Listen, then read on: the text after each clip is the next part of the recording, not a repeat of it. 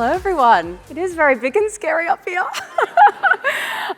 Today, I sadly won't be talking about Dungeons and Dragons. Today, I'll be talking about two of my favorite things, data and dragons.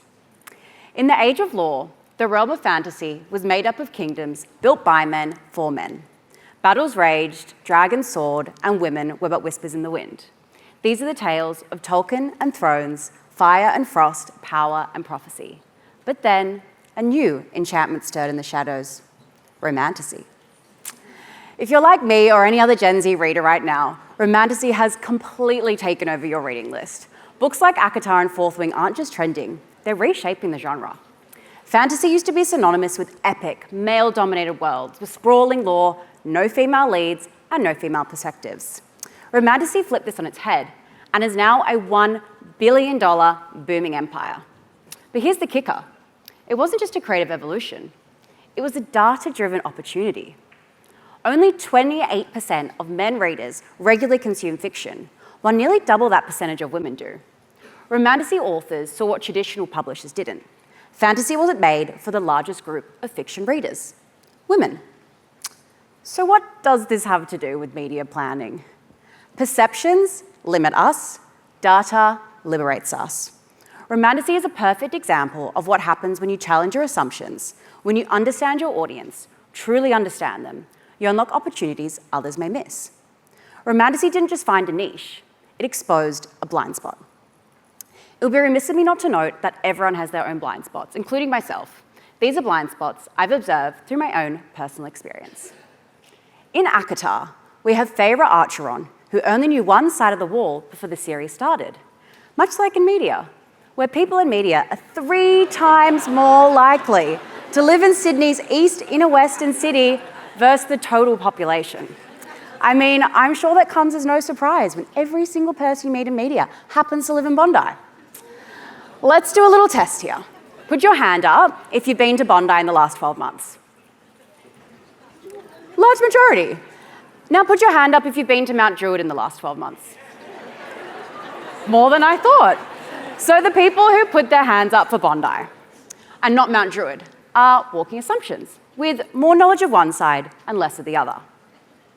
For luxury brands, we instinctively default to the east because we think this is where the lifestyle and luxury is. I mean, it doesn't help that street furniture panels cost 4 times more in the east than they do in the west. Whilst there's no denying the east has capital, the data paints a more nuanced picture. Of the top 6 suburbs with the highest level of personal debt, most are in the east.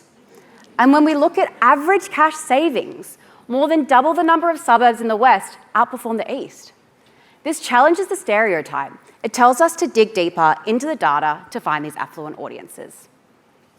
In Fourth Wing, we have young Violet Sorrengail and her friends who face constant threats, highlighting the contrast between the idealized world portrayed by the older generation and the harsh realities they must endure. Much like in our world, where we think the baby boomers have locked out the young from ever owning a home. I mean, how many young people in this room today think they will never be able to afford a home? Why should we? All we hear is that Gen Zs will never afford a home if they keep buying Labubus, and millennials will never afford a home if they keep eating Avo toast.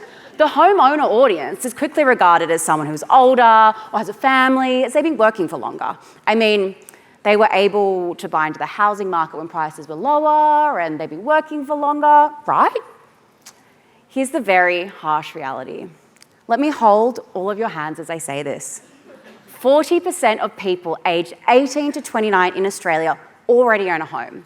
That is a huge missed demographic for brands going after homeowners in their media buys. Romantasy is all about tearing down the female stereotypes within the genre. But what about the men, or those that identify as male? In ACOTAR, we hear stories of incredibly well-groomed men who place a high level of importance on how they're physically perceived.